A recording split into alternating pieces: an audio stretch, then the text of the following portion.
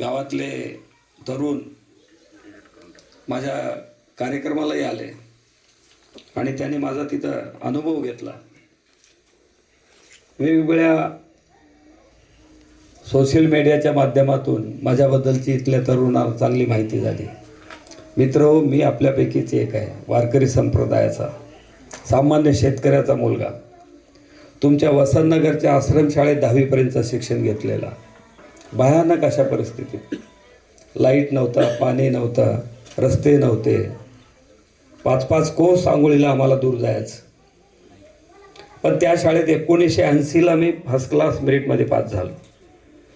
माझ्या आईवडिलांचा आशीर्वाद, गुरुजनांचा आशीर्वाद। नंतर मला मागे फिरायची वेळच आली नाही।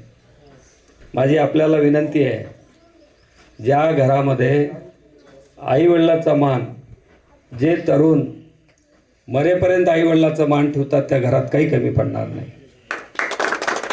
कोणी नोकरीला असेल, कोणी व्यवसायाला असेल, कोणी कष्ट करत असेल, पण मित्र आईवडिलाला विसरायचं नाही।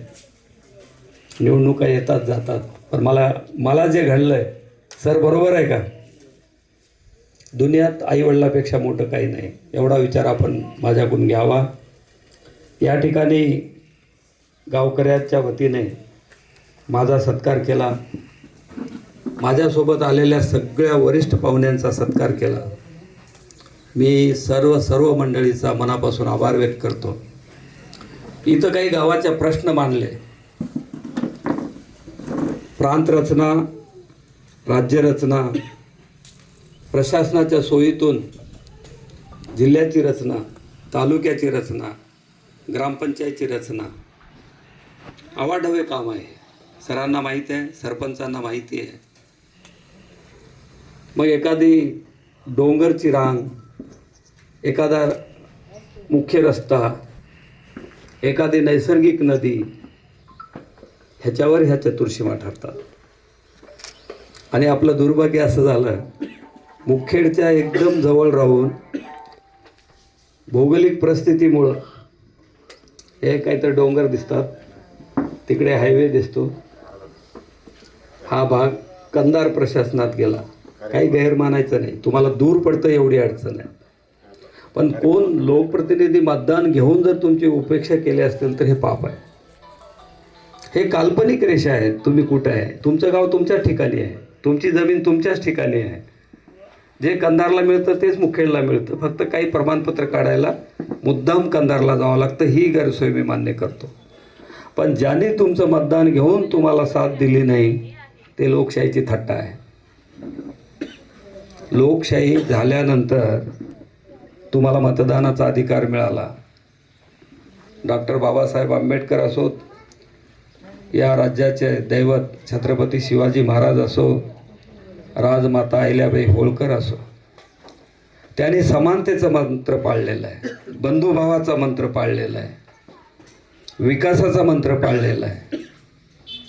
आणि जे कोणी लोक आपल्याला स्वातंत्र्य देण्यासाठी कुर्बानी करून घेतली, तुरुंगात गेले, फासावर लटकले आपल्यासाठी, इतिहास शिकलेला आहे आपण, स्वतःच्या छाताडात गोळ्या घालून घेतल्या, घराची राख रांगोळी केली, तेव्हा आपल्याला स्वातंत्र्य मिळाला। आणि आपले पूर्वज एकदम इमानदार होते, वारकरी, सगळ्या समाजाचे वारकरी समान होते। देव सगळ्याच्या घरी कामाला गेलेला इतिहास आहे। पण मधल्या काही काळात आपल्याला असमानतेमध्ये ढाकलं गेलं, आणि ज्यांच्या हातात आपण सत्ता दिली ते आपल्याला उपेक्षित ठेवले। आणि आपल्याकडे खूप मोठं दारिद्र्य, खूप मोठा अविकास, खूप मोठ्या गैरसोयी, तरुणाची बेहाल। 75 वर्ष झालं एक साधा कारखाना नाही आहे। मी 10वी पासपर्यंत शिकलं, मी 8वी पासपर्यंत शिकलं। माझी घरची परिस्थिती असेल, काही माझ्या वैयक्तिक अडचणी असतील, कुणाला उत्कर्ष होऊ वाटत नाही, कुणाला गोडधोड खाऊ वाटत नाही, पण परिस्थिती आम्हाला तिथपर्यंत घेऊन गेली नाही। मग आमचे जे द्रष्टे होते, स्वातंत्र्याच्या 75 वर्षात आम्ही ज्याला दान दिलं, मी 15 देश फिरलेत, बरोबर आहे? शिवराज पाटलांनी जे तुम्हाला सांगितलं त्याच्यात काही खोटं नाही आहे। असं दर्द भरून येतं बाहेर तर बघितल्यापारी. काय प्रगती. राजे आपल्यासारखे शरीरयष्टीच नाही, टवटवीत लोक, त्यांना काही दुःखच नाही आहे. रोज पुरणपोळी, रोज तूप, रोज फळं.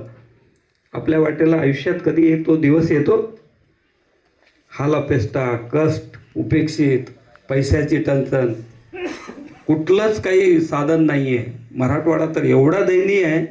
बरं, एका भूमिहीनाची किंवा एका शेतकऱ्याची नाही, सगळ्या घरात व्यथा आहेत. फक्त आपण मनाला शांत ठेवतो, कारण तांदळीकर पाटील आहेत इथं वारकरी. आपल्या पूर्वजांनी आपल्याला शिकवलेलं आहे, ठेविले अनंत राहावे, शांत असावे, चित्त असू द्यावे समाधानी. हे आपलं ब्रीद आहे. आपल्याला अहिल्याबाईचे संस्कार आहेत, आपल्याला शिवाजी महाराजांचे संस्कार आहेत, आपल्याला अण्णाभाऊ साठेचे संस्कार आहेत, आपल्याला महामानव डॉक्टर बाबासाहेब आंबेडकरांचे संस्कार आहेत. मित्र हो, आता आपले डोळे उघडण्याची वेळ आलेली आहे. आमचे शंकर पाटील आणि शिवराज पाटील आणि आमचे डॉक्टर सुरवसे तुम्हाला स्पष्ट सांगितलेत, आता ह्या सिस्टीममध्ये चांगले लोक आले पाहिजे. समाजाचा, सामान्य माणसाचा, गोरगरिबाचा काहीतरी त्यांना कळवळा असला पाहिजे. हे खुर्च्या आहे ना, स्वतःच्या मोठेपणासाठी नाही आहेत. ज्यांनी हे स्वातंत्र्य मिळवून दिलं त्याचे घरं कुठं आहेत, त्यांचे लेकरं कुठं आहेत? जे फासावर गेले त्यांचं काही खानदान आहे का? महात्मा फुलेचं काही आहे? ज्यांनी शिक्षणाची गंगा वाहिली. मग आपण कुणाच्या हातात हे सत्ता देतोय हे महत्त्वाचं आहे. आज मी ज्या माणसाकडे काम केलं, ज्या ठिकाणी मी नोकऱ्या केल्या, अतिउच्च लेवलचे मी काम केले माझ्या 37 वर्षात. जिल्हा लेवलला केलं, सब डिव्हिजनल प्लेसला केलं. मुंबईच्या जवळ 25 वर्ष एका जिल्ह्यात ठाण्यात केलं. वेगवेगळ्या 5-6 महापालिकेत मी कमिशनर राहिलं, ॲडिशनल कमिशनर राहिलं. खूप काही शिकायला भेटलं. अति सामान्याचे कामं आम्ही केले, कारण आश्रमशाळेतल्या हॉस्टेलमध्ये मी घडलेलं आहे.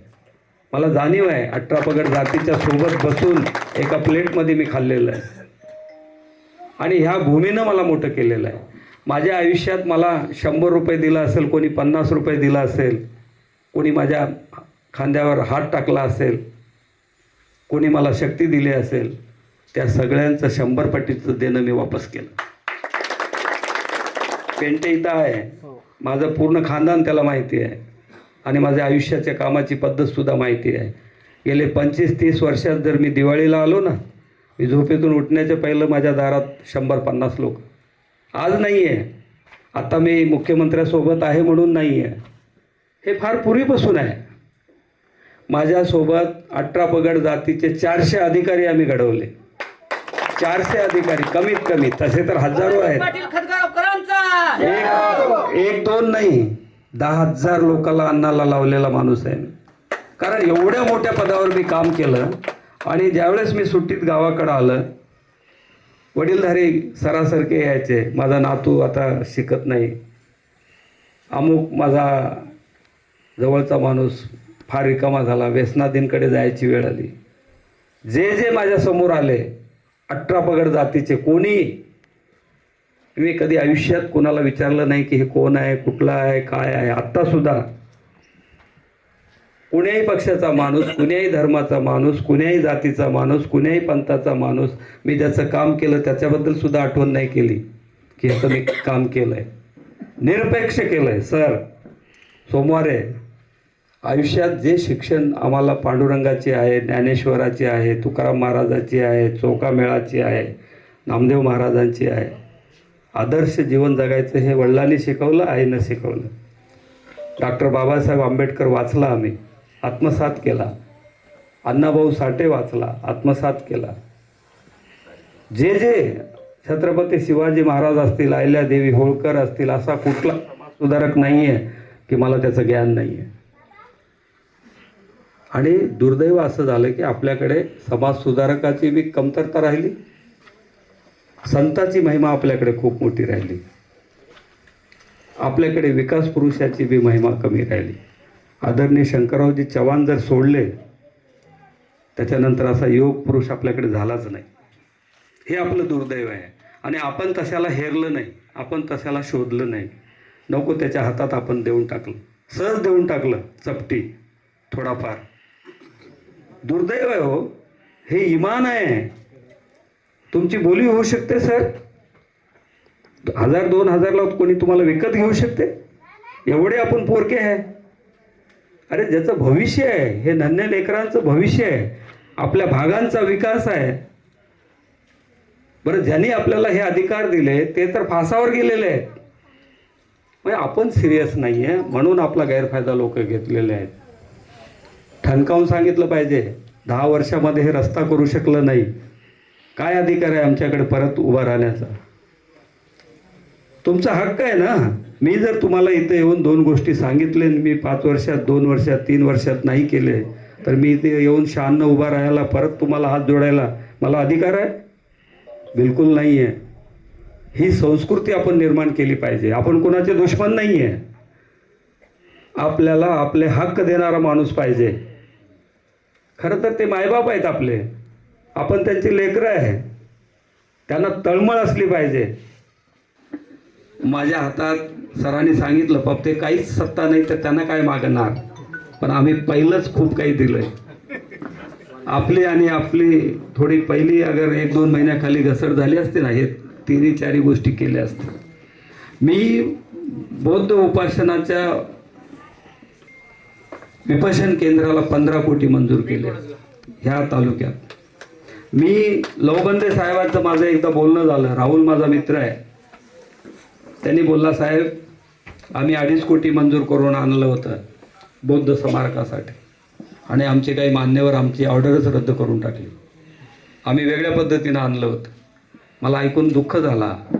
कशाही पद्धतीनं पैसा आला तर आपल्या भागात आला ना, ते रद्द करायची काय गरज आहे?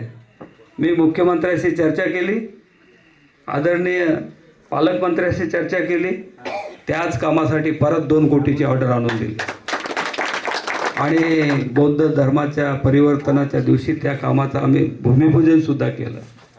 इथं शिवाजी महाराजांचा पुतळा सर्वांच्या निधीतून उभारला होता आणि त्याचं मेंटेनन्स नव्हतं. पुतळा जीर्णोद्धारला आला, म्हणजे खराब झाला.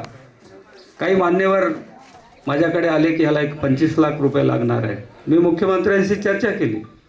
मुखेडमध्ये अश्वरूढ पुतळा आहे आणि त्याला निधी लागतो 25 लाख. साहेब म्हणे शिवाजी महाराजांचा पुतळा 25 लाख, 50 लाख मंजूर केले, ते ऑर्डर आणून दिली. अहिल्याबाई होळकर राजमाता या जिल्ह्याच्या बांधवाचं भूषण आहे, ह्या तालुक्याचं भूषण आहे. 75 वर्ष सार्वजनिक ठिकाणी जागा मिळत नाही. आम्ही माझ्याकडे ज्यावेळेस या मान्यवरांनी चर्चा केली, जिथं बाबासाहेब आंबेडकरांचा पुतळा आहे, जिथं शिवाजी महाराजांचा पुतळा आहे, त्याच्या अपोजिट पंचायत समिती आहे, रोड लगतची 25 बाय 25 फुटाची जागा आम्ही NOC घेतली ताब्यात. आचारसंहिता संपली की तिथं अहिल्या देवीचं मोठं स्मारक आम्ही करणार आहोत, त्याला सुद्धा मान्यता मिळाली. म्हणजे आम्ही जे करणार ते समाजाच्या लोकोपयोगी आणि चांगले कामं करणार. म्हणून माझी आपल्याला हात जोडून विनंती आहे, इथं बसलेला एक एक माणूस 100 लोकांचा प्रतिनिधी आहे. त्याचे सगळे सोयरे आहेत, त्याचं गणगोत आहे, त्याचे मित्र आहेत, त्याला विचार आहे. कोणी माणूस एकटा नाही आहे. हा विचार, हा माझा संदेश शेवटच्या माणसापर्यंत आपण घेऊन जा. आपल्याकडे बरेच लोक वेगवेगळ्या कारणाने येतील, आपण कुणा फुलथापाला बळी पडू नका. जे 2 मतदान आहेत त्यापैकी विधानसभेच्या मतदानामध्ये माझं नाव असणार आहे आणि माझी निशाणी 4 तारखेला फायनल होणार आहे. आम्ही नवतरुणाला आणि गावांना सगळ्यांना सोशल मीडियावर 1 मिनिटात तुम्हाला माहीत होणार आहे, आणि आमचे प्रचारक सुद्धा तुमच्या दारोदारी ही माहिती देणार आहेत. आपला अमूल्य मतदान म्हणजे खूप किमतीवान मतदान, आपल्या घरच्यांचा मतदान विचार करून करावा. मतदान वाया घालू नये. 100% मतदान ह्या गावातून व्हावं एवढी अपेक्षा करून माझे 2 शब्द संपवतो. जय हिंद, जय महाराष्ट्र.